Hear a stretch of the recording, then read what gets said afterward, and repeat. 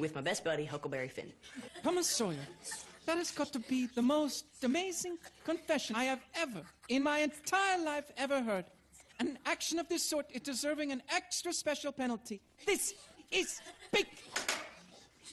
Please, sir. Punish me as you see fit. Just don't send me to sit over with the girls, please. Not to the girls, huh?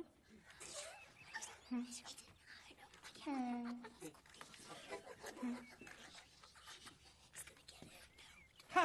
Immediately go to the girls' side and no talking back. Let this be a warning to you, Mr. Thomas Sawyer.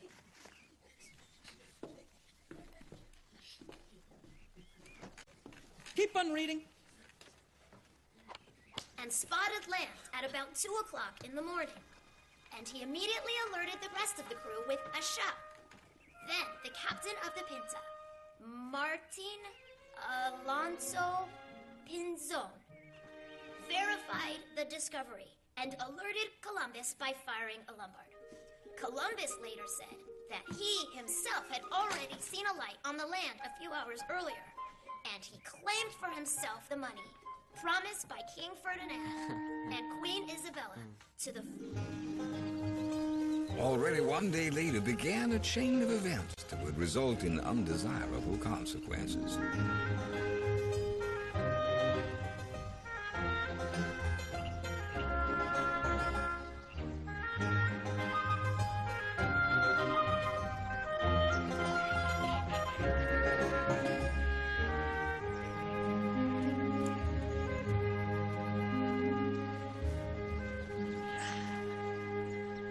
So, what you doing down here? Nothing. You know, I'm just spitting.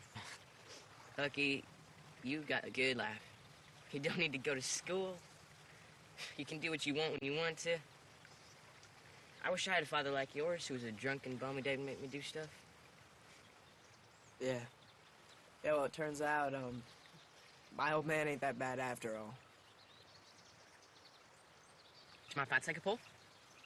Yeah, sure, you're my buddy. Go right ahead. Hey, look, what's that? Oh, this? Well, that's her. That's my mom, my true mother. But, look, you ain't got a mom. Everybody knows that. Tom, I do have a mother. She's out there. See that? Mississippi's my mother. She was there when I opened my eyes for the first time. She was there when I was growing up. She's there when I get lonely. Sometimes I come out here when I'm alone. And I talk to her. It's weird, you know? Hey, Hucky, what you got in the pouch? Nothing. Just a dead cat. That critter's stiff as an ironing board. Where'd you get it from? Bought her about 2 weeks ago from Ben Rogers. And, what does something like that cost you? It ain't worth talking about. Okay, and, what's the dead cat good for? It banishes your wards. Okay. How's that work, exactly? You really want to know? Yeah. All right, well, go to the cemetery.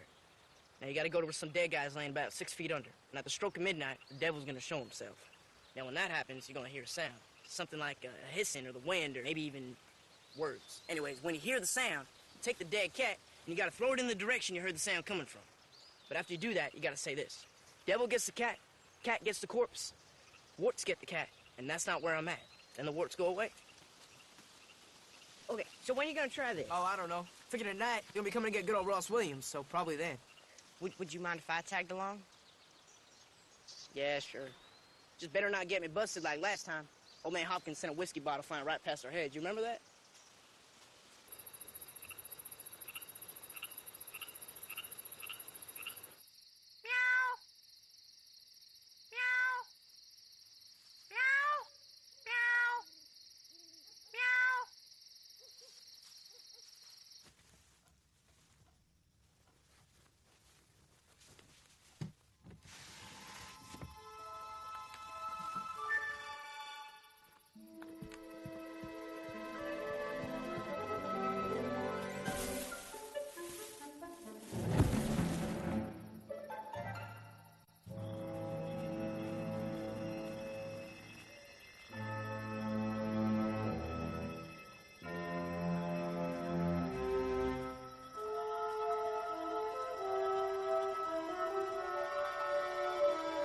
Think little man Ross Williams hears us talking?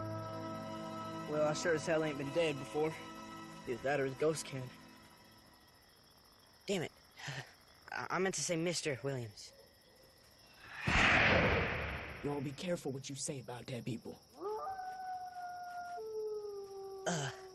Hey, Huck, would you mind if I were to call it a night? After all, they are your warts. What? I ain't got no warts.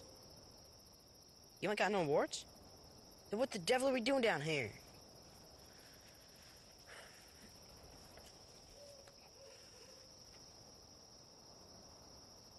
Just think, Hucky. What would you do if these ghosts don't exist? I mean, for me, it'd be as though something were missing.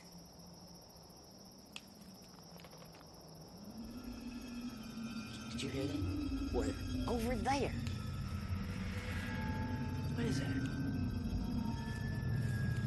You saw that, right? You saw that? Yeah, I'm telling you, they're real. Look, I ain't bluffing. Those are the devils. They're at work right now. they're coming straight towards us. Come on, come on.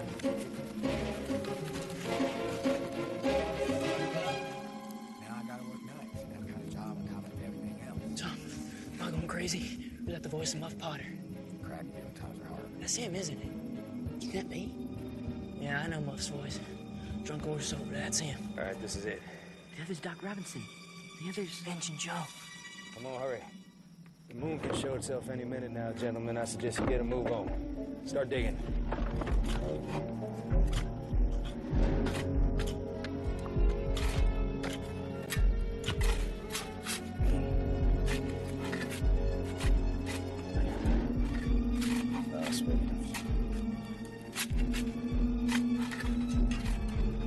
Open it. Even up to this point, Tom and Huck had not even the slightest idea of what was going on. The fact that Doc Robinson wanted the corpse of Ross Williams for studies of the anatomy was discovered later. So good, Doctor. Think you can throw another 5? For that trouble. For us to keep our traps shut. Now, may I remind you that we had an agreement. Your payment up front, which I gladly did. It's called an agreement, Mr. Joe. He's right, Joe. Let go. His father arrested me once. And punished me in front of all the people. Do you think I'm gonna forget that? Take it easy, Joe. Come on, don't hurt me.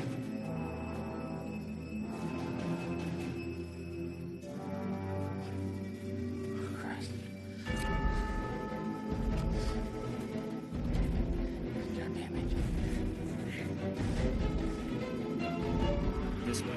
Very good.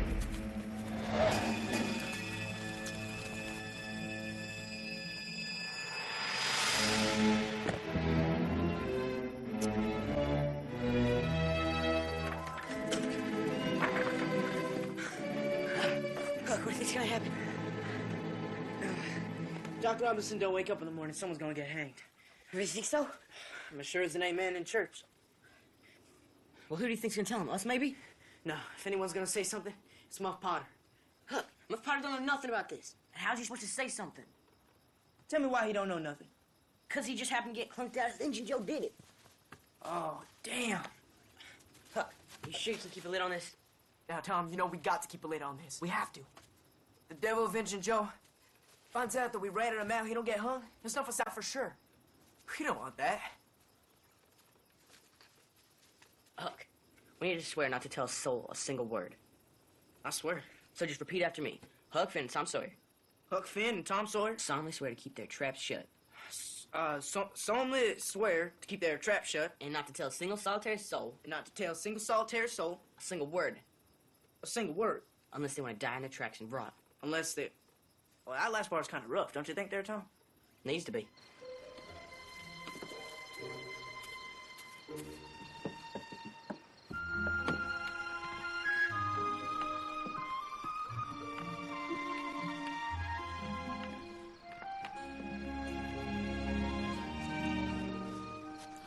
Finally, I caught you. Young man, this deserves punishment. You will paint the picket fence tomorrow. The whole fence? Yes, picket by picket.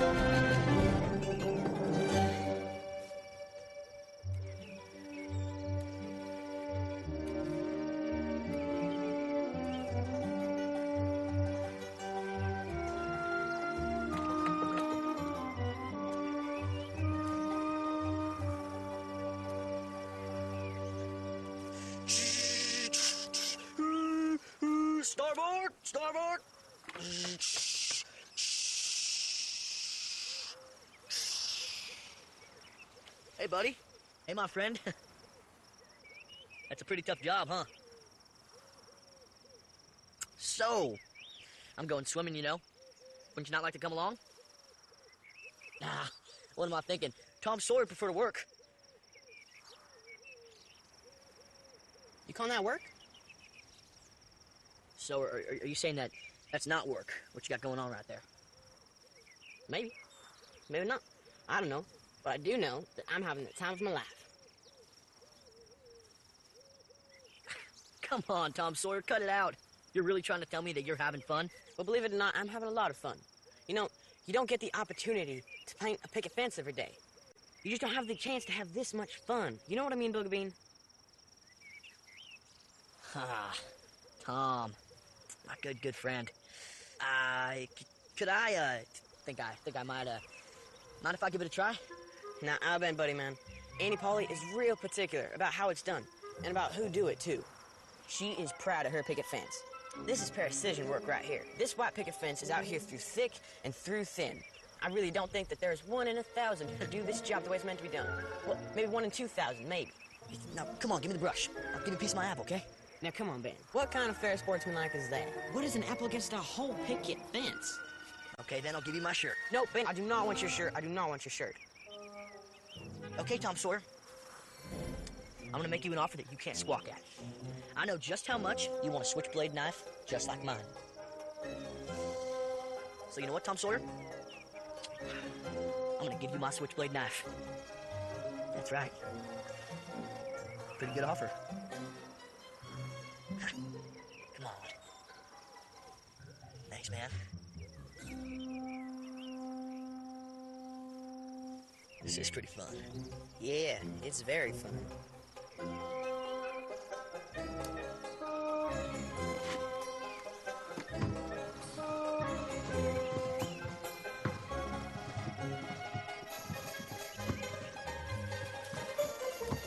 Even having one Ben over, Tom took advantage of the opportunity to acquire a set of marbles from Billy Thatcher. Okay. John Miller got in through his offering of Okay. a harmonica in excellent condition. Yeah. And so on it went. Without his even knowing it, Tom learned a very important human law having to do with transfer and trade. To raise the desire of another individual, then there is nothing more necessary than to make that object of desire difficult to reach. Yeah, I thought that was a good idea to do that. Good start.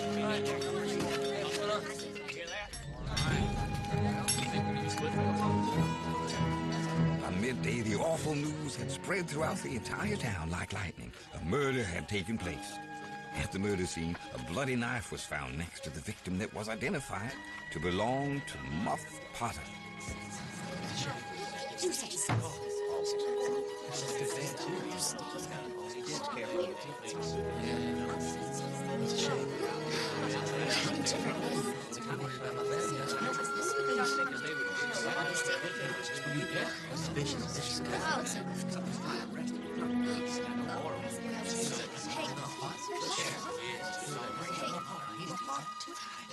They got him over there.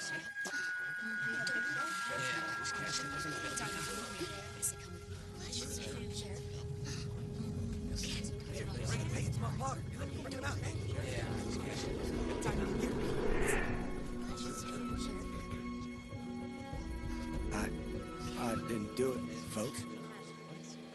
I swear to God. All of you. Is this your knife? You tell us, Joe. What should I say, except how it happened? I saw it all. I didn't say nothing till now, because Muff's my buddy. There was argument, pretty hot. Don't know exactly about what. All I do know is that Muff pulled that knife out and rammed it in the dog's guts. Hey, got it. Take him up. What are you waiting for? Hang him! Hang him. Get him in the gallows.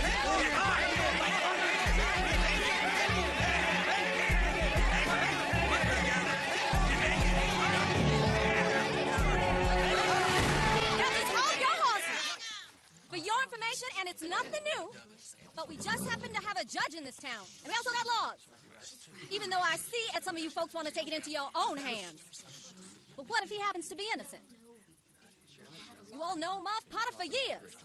He is entitled to a fair trial, which he is going to get. So, Sheriff, what are you waiting for? Take him to the jail.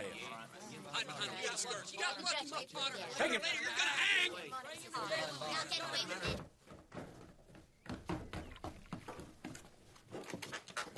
And Tom, you were chattering away in your sleep. I didn't get to sleep a wink. What'd you say? Tell me, Tom, what's troubling you? Ain't it probably just dumb stuff? Dumb stuff? I heard words like blood, blood, that's blood. I heard that a lot. You moaned and said, please, please, don't torture me. I won't tell. It must be that awful murder.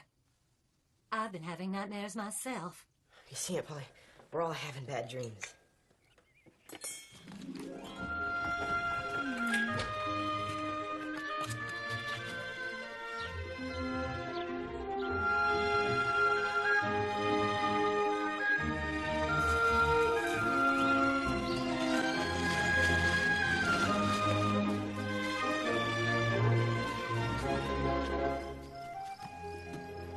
Here you go, Potter. A little bit of bacon, some bread, and a pack of cigarettes.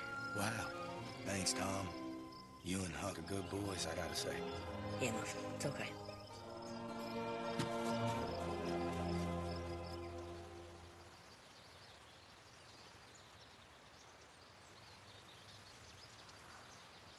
You know what you and me gonna do? What? We're gonna bust him out. Tom, you losing your marbles? Yeah. No, I'm not losing my marbles, and yeah, we're gonna get him out of there. Say we do get him out. What the heck then? What the heck, Huck? We get him out of the joint. Out of the town, out of the state, out of the country. He's gonna make tracks to Europe where he can't be hung. Well, okay, say we get him to Europe. What's he gonna do over there? Or better yet, how is he gonna get over there? You're just gonna have to trust me, because I got a plan.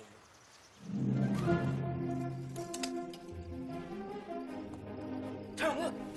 We got the tools right here to do the job. I said we bust a hole through this here wall and then just get him out. Would you play hush, Husky? How am I supposed to concentrate and come up with the perfect solution with you chatterboxing the entire time? Hold the lamp. I got an idea. We're not gonna go through the wall. No, we're gonna go under the wall. Yeah, that's how we're gonna do it. Just like I've read, it's been done in lots of my books. Here we go, right here's the spot. What the heck are you doing, Tom? Husky, can't you see that I'm digging a tunnel under this confounded wall? Well, how long you reckon that's gonna take, Tom? There was this guy held locked up in a cellar or a dungeon, in a castle near the ocean or something like that. Somewhere over in France, something like that. You know, somebody of importance. And so this count started digging, and how long do you think he needed to get through the solid rock of that castle? I don't know. Figure about a month or so? No, incorrect, wrong. He needed 37 years. Well, I don't think we got that long. I mean, by the time we do that, Muff Potter will be either hung high or probably be dead from old age or something. Now, come on, do you honestly and truly think that we're gonna need 37 years to get through this little bit of earth, huh? He was sitting on solid rock, and he only had one knife. We got two. And for someone who can't read and write, you're pretty smart. But I have read practically every topic that's ever been printed on this book. Yeah? Yeah. I don't care how the counts are doing it in France. All we needed is a shovel and a pickaxe to get the job done.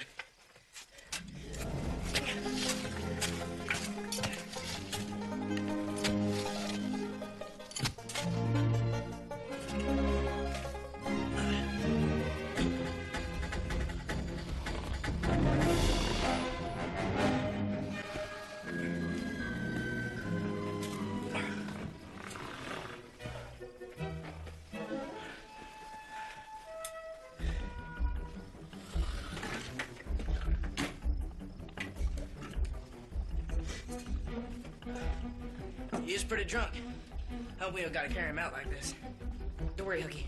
He'll be okay by the morning. Let's get out of here. What? Well, I thought we came here to break him out today. Yeah, Hooky, we will, but not just yet.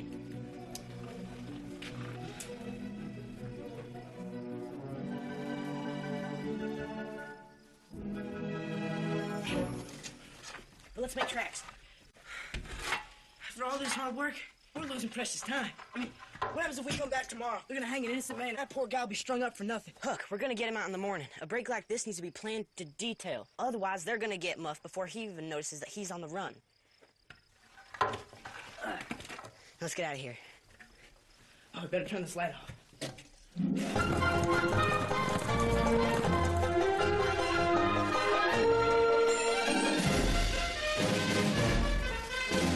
Potter, hey, Potter, wake up.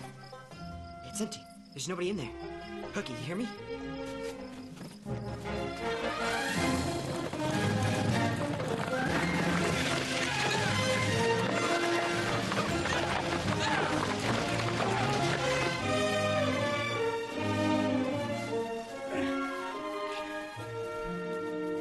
Damn it, Hook. Potter's gone. He is gone. I can't believe it. What are we gonna do now? To be honest, I don't know. But I do know that without us, he's not getting too far. Damn. We gotta cover our tracks. Go. Get up, Potter. Come on. Time to go. Let me see it, Potter. Let's go.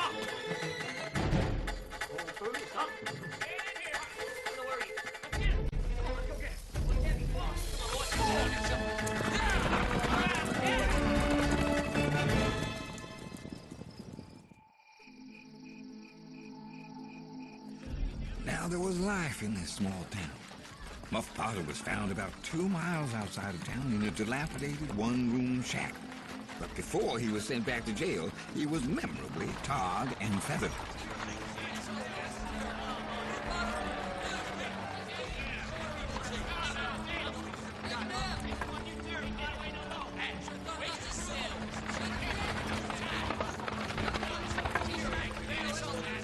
I can't watch this. I'm gonna be sick. Come on, Tom. Order in the court. Yeah, and I saw Muff Potter washing in the creek. Yeah, but that is not so out of the ordinary. Someone bathing in the creek. Darn tooting is, because everybody in town knows that Muff rarely washes. Is it possible that Muff Potter washed himself after the act of murder, removing all traces of blood after the brutal stabbing of the good dog Robinson? And are you sure that this is one of the knives that you sold from your store? Objection! Objection taken. Thank you, Your Honor. No further questions. The court calls the defense. We have no further questions, Your Honor. Now, what in God's sake is going on here? Can you not even try to do so if you would defend this whole man? Towards the end of the second day of trial, word went around that Injun Joe's testimonial is rock solid, and there's no shadow of a doubt about how the decision of the jury will lean. You all know there's no visitors. This better be good. Just want to bring him up some smokes. All right. And you better know that this is a high-profile, high-security zone. Hey, Potter, you got visitors.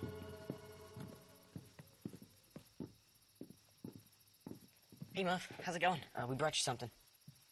Wow. Thank you, fellas. You're real chumps. Muff, are you all right? What am I supposed to say? When you sit here and wait, and you're so close to dying, an unnatural death for something you didn't want to do, then you know how good life is. And Joe, bless him, meant well. But he'd be better off to let it go so he don't get pulled in deeper. Let it go? Let what go? The breakout. That just made things worse. Just realized that I had a real friend. And I'm happy. I've got 3. You guys and Joe.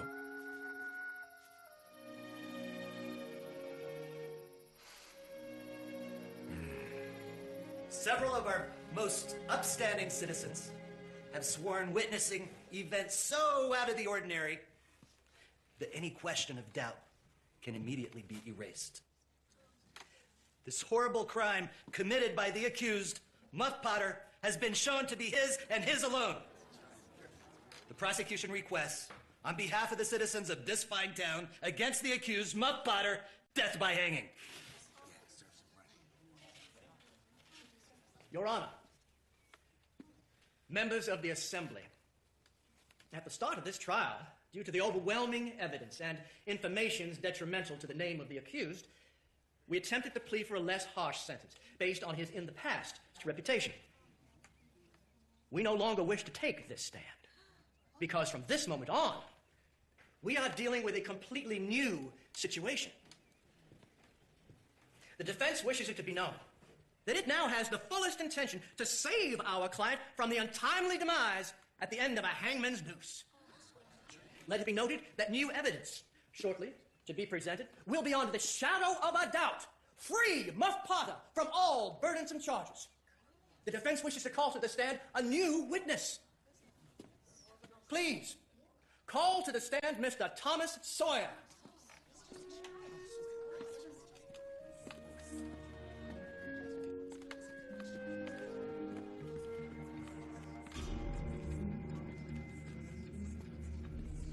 Put your hand on the Bible.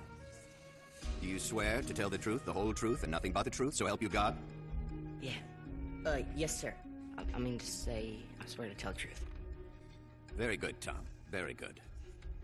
Now, take a seat, son. Thomas Sawyer, where were you on June 17th at midnight?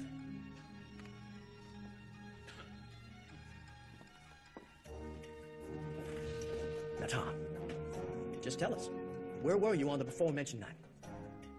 At the graveyard, sir.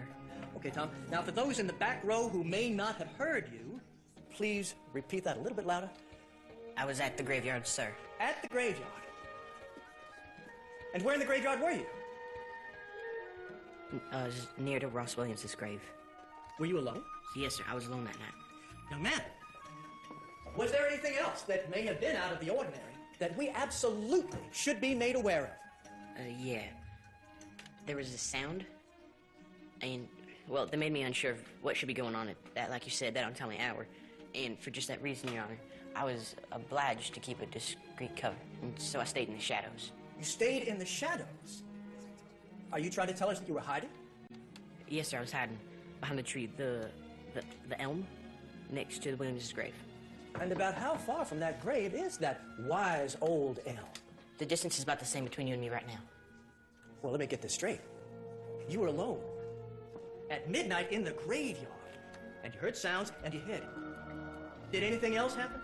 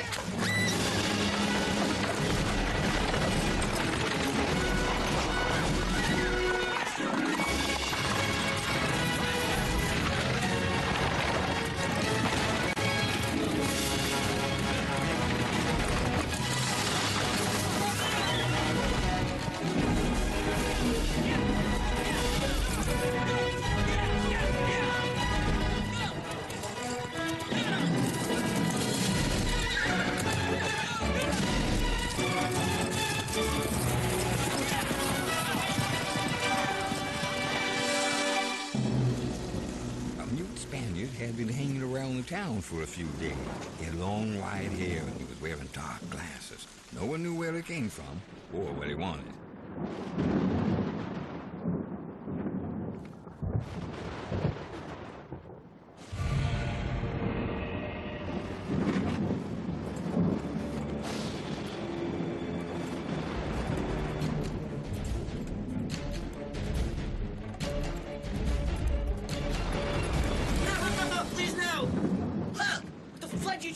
Scared me out of my wits. Tom, you broke our pact. Remember the one that we agreed to?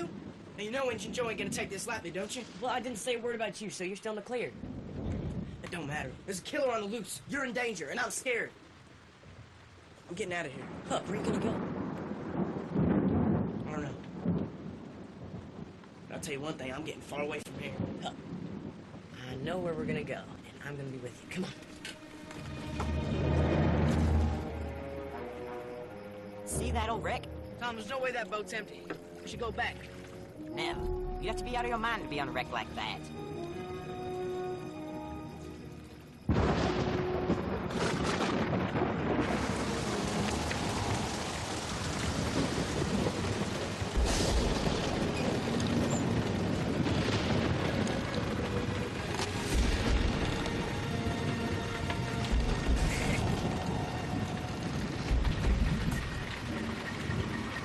just like me.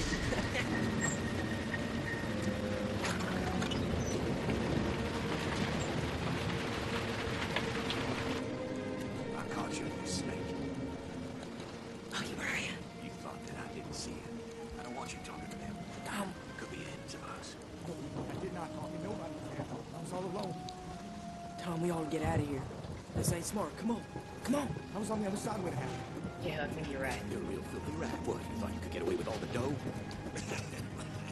Later, man. Let's go.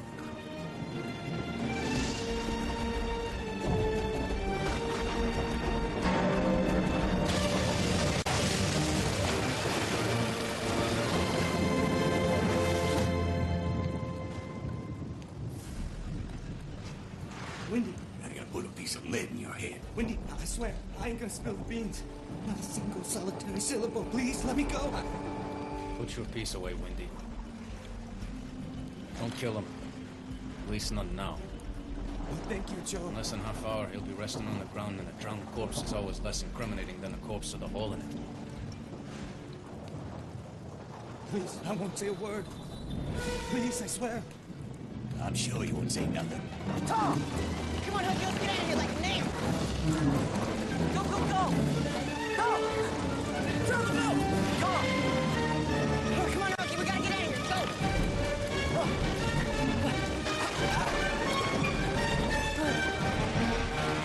Over there, the red! Quick, it's going down. Go, sink it. Go, go, come on.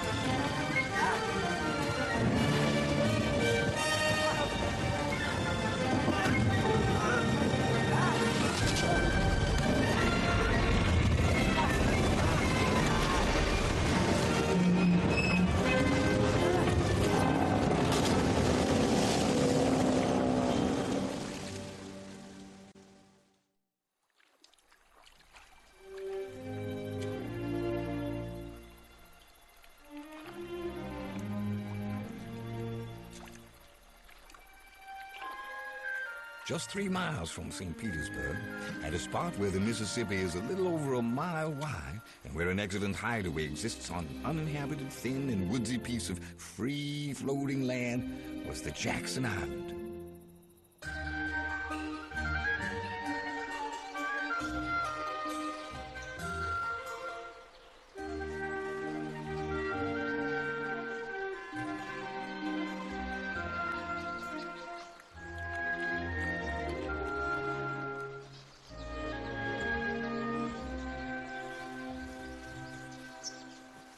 Wake up. Wake up. Come on, Huck, wake up. Okay. Let's go catch some game.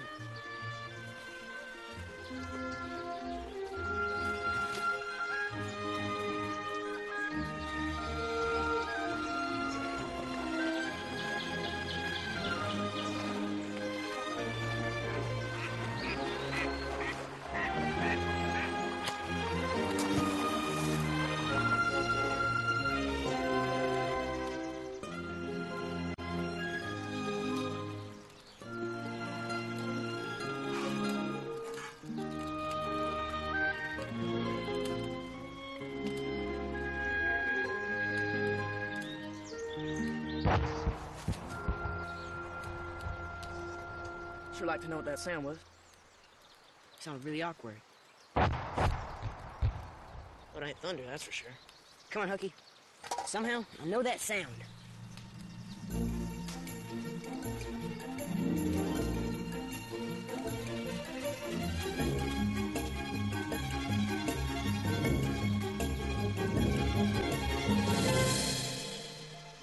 Just stay close to the embankment. Got any idea what that might mean? William, you got anything? Huck, I know what's going on. I know exactly what's going on. Someone's drowned. Oh, yeah. That's what's happening. Yeah, now I know. Like last summer, they did the same thing when Bill Turner died. Yeah. I'd like to be over there right now, give an arm and a leg to know who they're looking for. Huck. Yeah. Man, oh man, Huck. I bet I know who they're looking for. I bet I know who's drowned. Why you so sure you know? Because of the circumstances the last couple of days. I ain't following you, Tom. Think, Huck, think. They're looking for us. Well, we're right here. Yeah, let's just do that. Sure we are, Huck. And we know that, but they don't.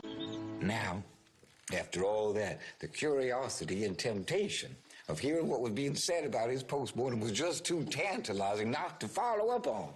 Now, Tom had no intention of abandoning his best friend, Huck, but he just had to know, would he be missed? Would he even be missed or wept over? So he waited until Huck was fast asleep. Just before midnight, he left Jackson Island and waded over into the shallow water on the Illinois side of the river. And then he waited till just the last ferry of the day, what was called the night ferry. And he jumped on and stowed away. And he crept into one of the dinghies so he wouldn't be discovered as a stowaway or presumed dead man. And he made his way back to St. Petersburg. For the return trip, he borrowed the canoe from Joe Harper, naturally without telling Joe.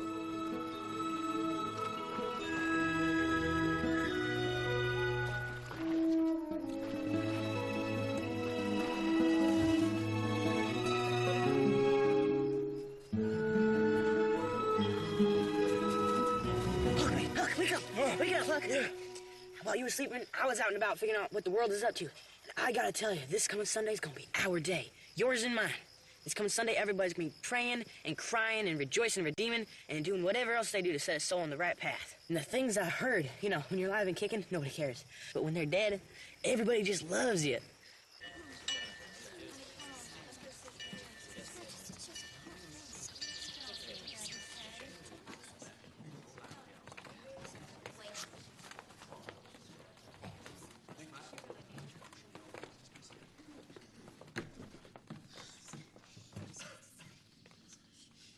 Brothers and sisters of the congregation, we are brought here today to mourn the loss of one of our own.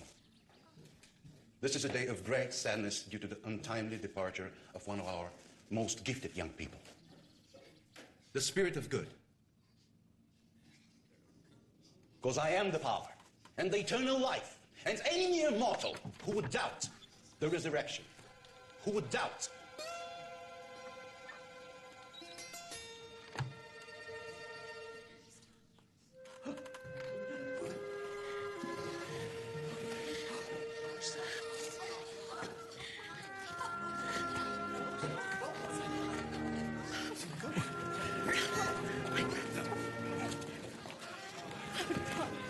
Come on in, boys. Somebody's got to be happy that Huck's still around other than me. Well, of course, we're all happy that Huck is here. Please, let me give you a hug, poor motherless boy.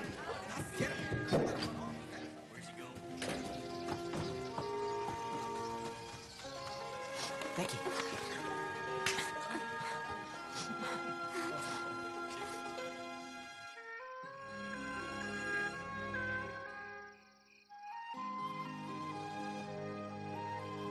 And he travels all over the world. He stays in the best hotels.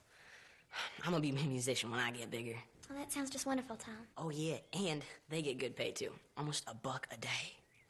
At least that's what Ben Rogers told me. Hey, Becky, mind if I ask you a personal question? No, Tom Sawyer, I don't mind. Have you ever been engaged? No, of course not. Never. Tom? What's that mean, anyway? Oh, you gotta try it out. I don't know, Tom. How does that work? How? Well, it's as easy as nothing. All you gotta do is say to a guy like me that you'd never ever take another guy, and then you kiss each other, and then that's it. Everyone can do it. Kissing? Why on earth? Yeah. Kissing is for... you know, because they always do that. But first you gotta say that you love each other. I don't think I want to be engaged. You don't have to say it too loud. You could even whisper it real soft. I love you. Now you whisper to me just like I did. Now you turn your face away. And don't you say a word of this to anybody. Of course not. Promised. I love you.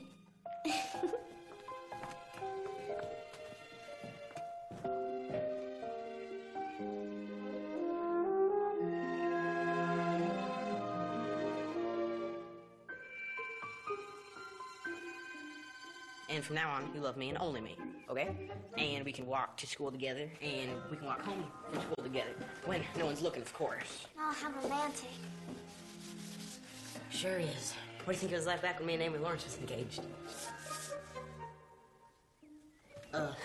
Here, Becky. How'd you like to have it?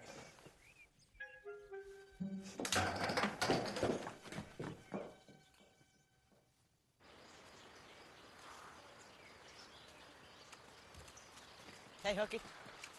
So is this where you've been hanging out? You know, Tom, Indian Joe was a murderer, but I imagine how desperate he must have been once he found out the jig was up. And he was probably in a bad state. Yeah. Who knows? Someday, we might turn out to be murderers. Yeah. So where you been hanging out the last couple of days? I've been looking for you high and low. Just been squatting at the haunted house. It's the only dry place I know. Besides, ever since Agent Joe's been gone, pretty safe, too.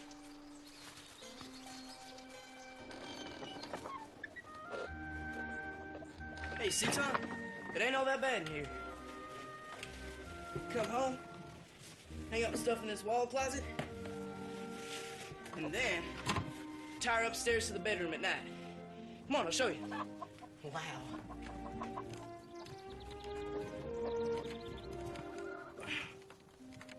This place is a real home. Shh. If you need to lift it, we'll get a mule or something.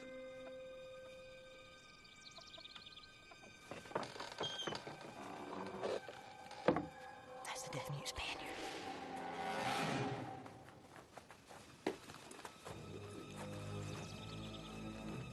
I told you, no.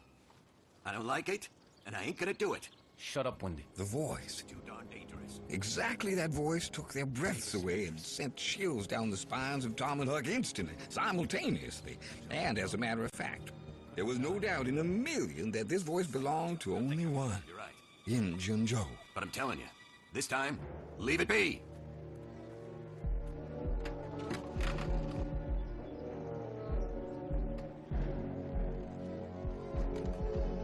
What are we gonna do with all that cash left over? Don't know. We leave it here. Don't make sense taking them out before heading south. 650 is a lot of weight. Yeah. But you listen to me. It could take a while before the time is right. This spot here isn't right. We need to bury it right. And I mean deep.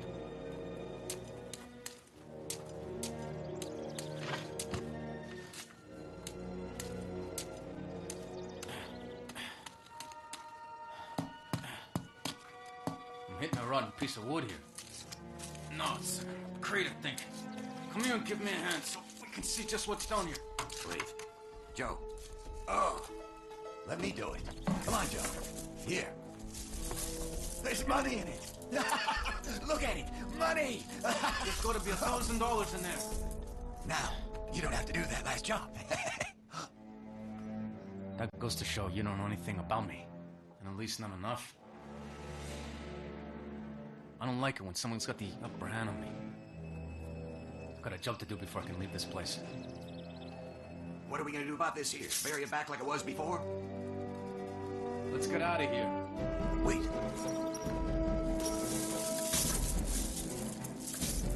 Time to move.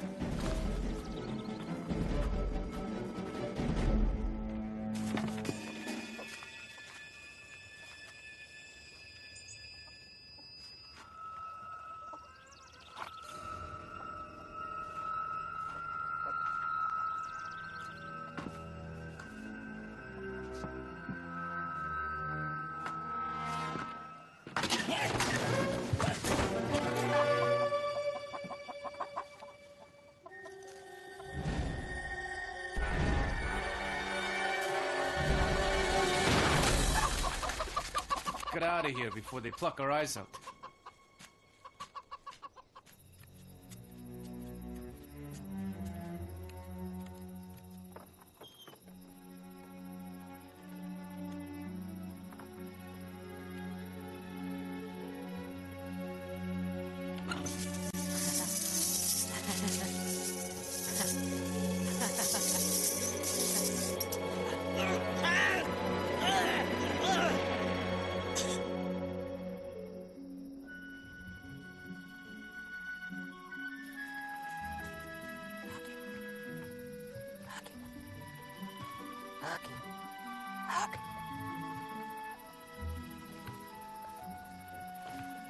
Howdy, Huck.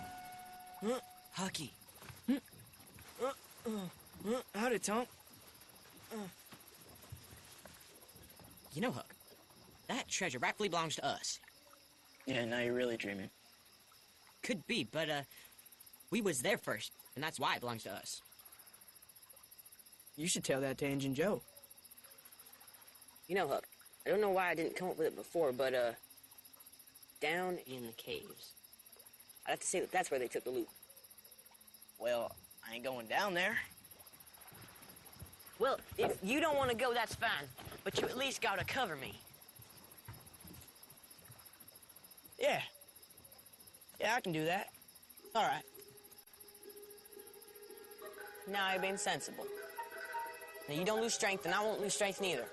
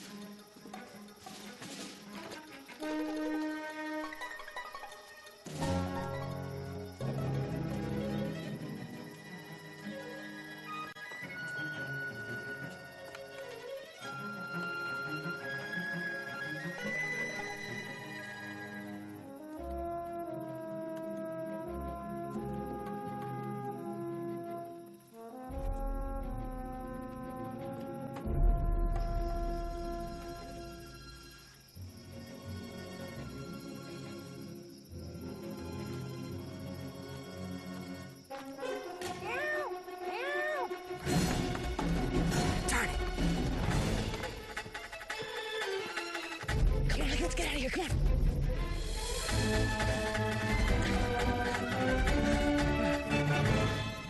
Next day was the annual archaeological school outing. This excursion would bring the kids from St. Petersburg up to the McDouglas Caves.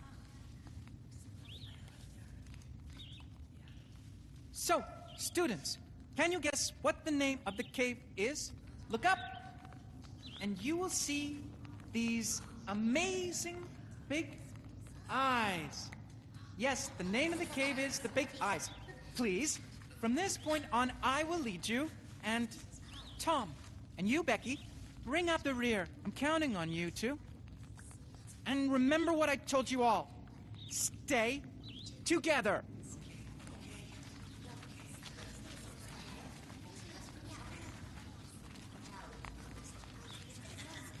And remember what I told you. Stay together.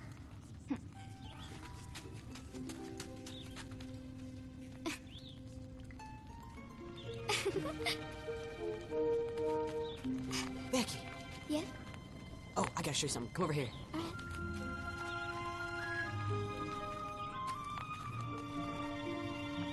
Follow me, my lady, into the bowels of these caverns.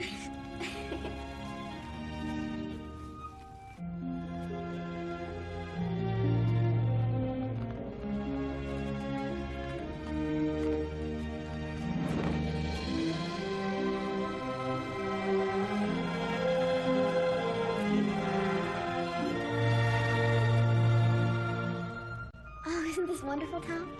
Yeah, Becky. Sure is marvelous.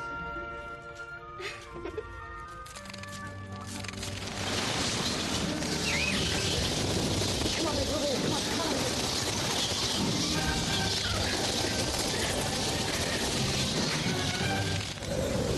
It's okay, Becky. Look, here, nothing can happen. Oh my God. Group, our class, they'll be looking for us. Yeah, Becky. You're right. It's time to go back. Do you think you can find a way back out? I don't have the slightest clue. That is the least of our worries. We should find a different way out so that we don't have to go through that again.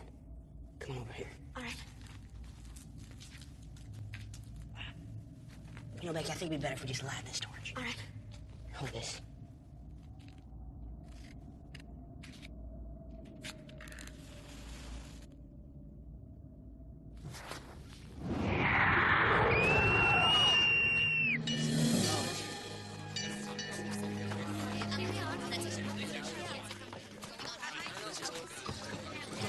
On Sunday morning, alarming news spread through the first of the congregation, and then the town, and eventually the country, demanding the attention of both young and old.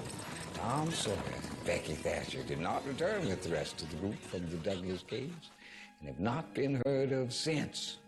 But they must still be in the cave. Yes, they're still in there. They have to look for them. Yes, my darling, and that's exactly what they did.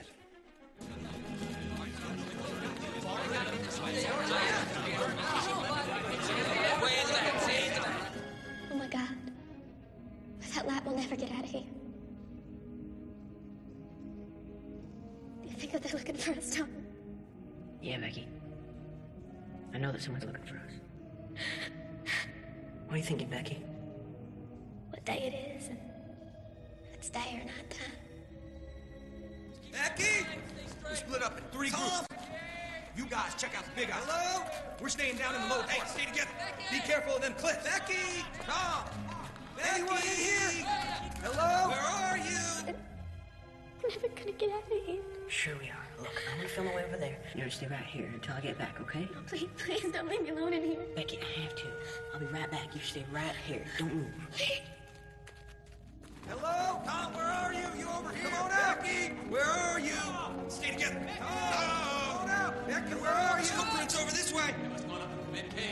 Becky Thatcher's hairband. Tom, Becky, stay together. Tom, Becky, come on. Hello? Hello? Hey, we're over here!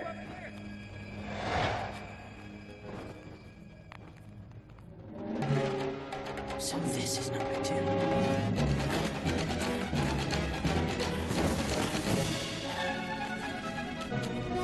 Come on, Becky. You gotta get away. Come on. Come on. This is not over here. This is the way. Come on, Becky.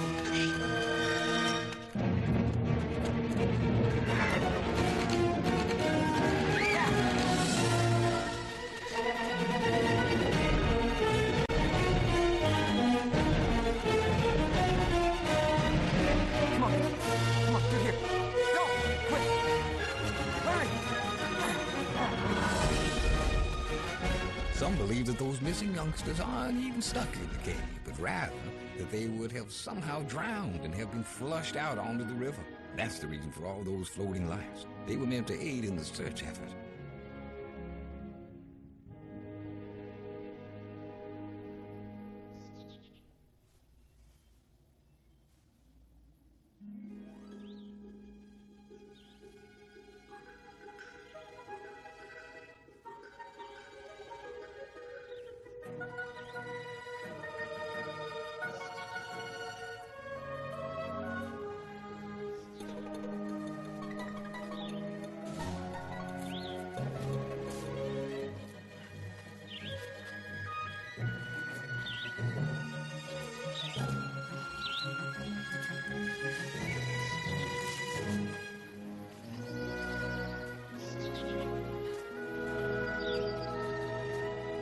There she was again, that mighty Mississippi, wide, endless, powerful as always. Oh, that was without a doubt one of the nicest nights that town or any town would ever experience. Long into the wee hours of the morning, the town ate, drank, danced, and was merry. All but the 2 guests of honor were present, since the ordeal of the last few days took their toll on their stamina. They were safely and soundly fast asleep in their respective beds. Laying a night under those conditions was not so easy to shake off.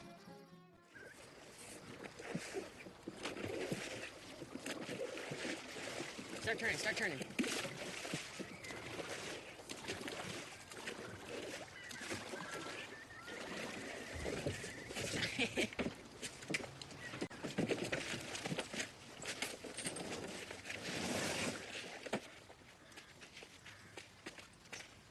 See that there, way up high? Yeah. On the mountain? Where the landslide was? That's it. Where it's right and rocky. That is the opening to our brand new world, buddy. Yippee!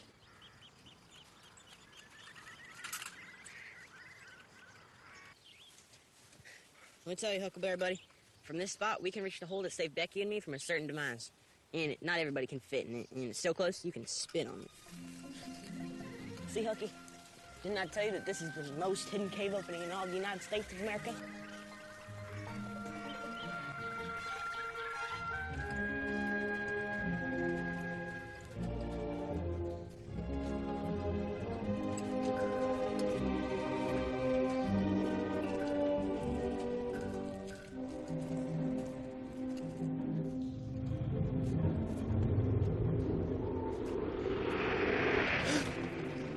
Look at there. What's that?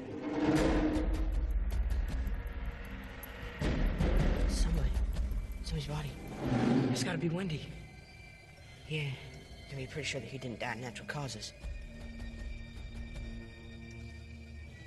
Injun Joe and that treasure. You're just plain old-fashioned greed. Come on. And that is exactly what it was. And over here, Alex, we're going to see number 2. Look at there. Oh, you best get in there. Yeah, hold this. Right there.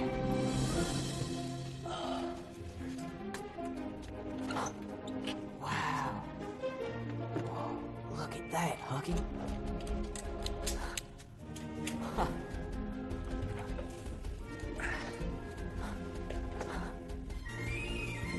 Where are the saddlebags?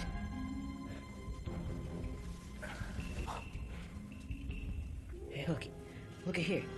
Handprints, and he drops a towel on this one side, but nothing on the other.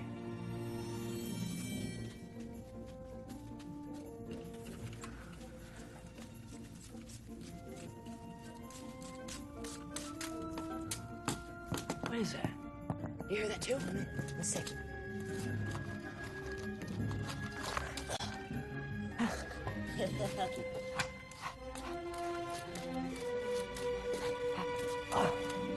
The saddlebags! We're rich! We're rich! Come on, let's get in and get out of here. Yeah. Come on, Huggy.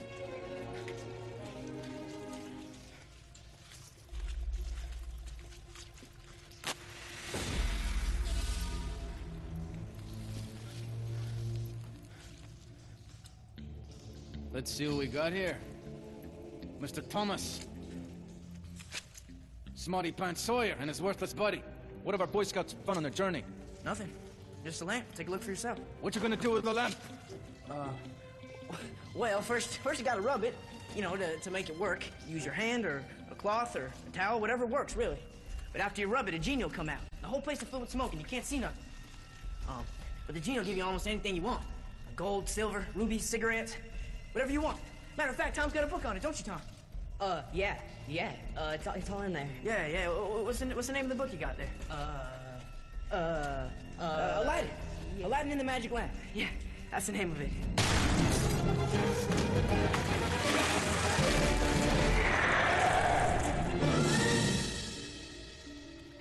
You little fish heads.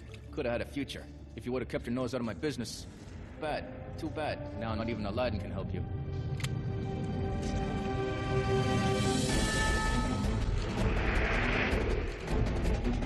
Hey, Joe!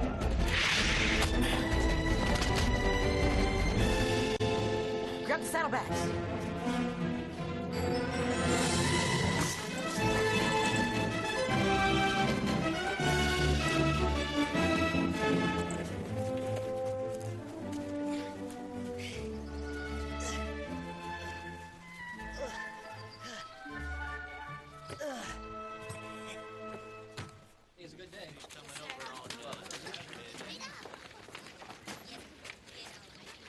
All right, Miss Douglas.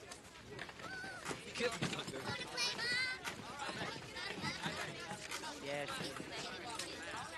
The widowed Mrs. Douglas opened her heart and her home to offer Huckleberry the best possible future and everything that goes along with it. Hey, Becky, you want to see what I got? And just ask me for the time. Hey, Tom.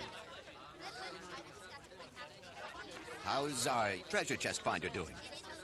Anything interesting at the McDouglas caves? No, Mr. Thatcher. Should anything be going on? Exactly that. Should anything be going on? Now, Tom, from now on, nothing will be going on there because we've taken some special safety measures. Safety measures? What kind of safety measures? Well, indirectly, thanks to you, the safety measures include guided trips with constant accounting of participants. In addition, we've locked the entrance to the cave with a triple closure made of steel. That means no more entry without the permission of my office. And I personally have the key. Well, sir, I think that somebody still might be in there. Who on God's earth could be in there? Injun Joe. Hey, Joe first. Careful, fellas, he might be armed. Yeah, he's killed before. Open the door. Ready? Get in there. See what happens here. Tom was moved with what he saw. because he knew from his own experience how that troubled man suffered in those final hours. He felt sorrow, but the feeling of relief and the safety was even stronger because Injun Joe was dead.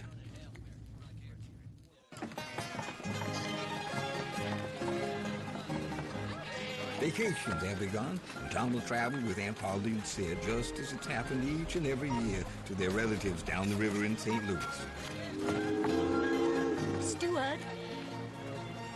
Steward, could you help us get our luggage on board?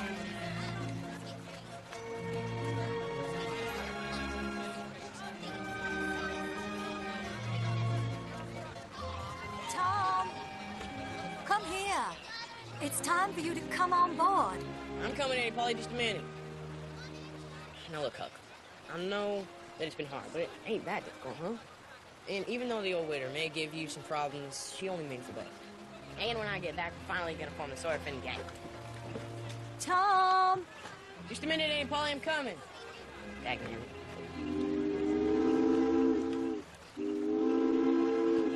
All yours now. The waiter was gonna confiscate it anyway, so it ain't no more use to me. Okay, but just until we form the gang, okay? Tom Sawyer! Just a second, Aunt Polly. Take care, Huckleberry. See ya.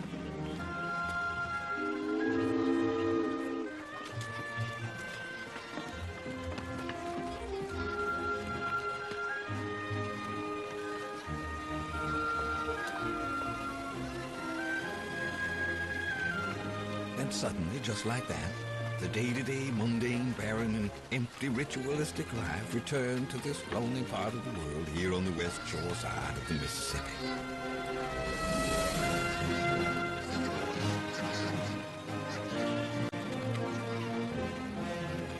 When one day Huck's long-lost dad showed up in town and demanded his share of the fortune, he realized that money doesn't equal happiness.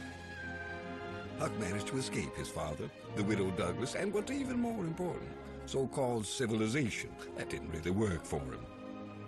Together with runaway slave Jim, he decided to let the Mississippi take them to a place far away where he could live in freedom and without the restraints of civilized society. Widow Miss Douglas didn't really want to sell me. Brother, she was wailing the whole day. But she ain't had much choice. Times are hard and she really needed the money. You can't get that kind of money together. Besides, I'd never again get to see my wife and kids. Jim, now you can't see your wife and kids neither because well, runaway slave ain't got too much chance for surviving. This might sound funny, but I got me this here. This is a map and the ticket to freedom. My freedom. Now here we are. Right here? Mm-hmm. Now, we take this down here. If I can make it down here, near the K-Road, with the Ohio River and the Mississippi flow, then I can make it up here. Then I can make it up to the Free States. And once I get there, brother, I'm gonna get me a good job and make me enough money to buy my whole family back. Mm-hmm. Jim, the steamboat's coming straight for us. Oh, don't you worry, Mr. Huckleberry. He ain't gonna touch us. You just pass me the tiller. Yeah.